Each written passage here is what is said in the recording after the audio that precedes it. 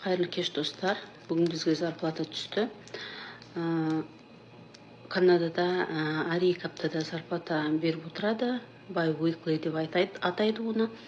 Ең минимальный зарплата $17,5. Біздің фирма $20 жоғары қарай төлейді.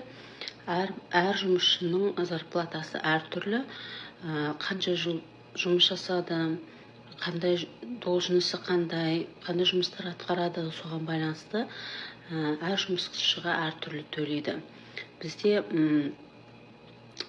жаңағы фирмамыздың политикасы бар. Жұмысшылар бір-бірінен зарплатасын сұрамайды, бір-біріне айтпайды. Өйткені жаңағы арада сондай бір-бірін түсінбеушілік туады. Сол үшін біз бір-бірімізге айтпаймыз, бір-бірімізден сұрамаймыз. Ал негізі Канадада 2 аптада бір рет зарплата төленеді.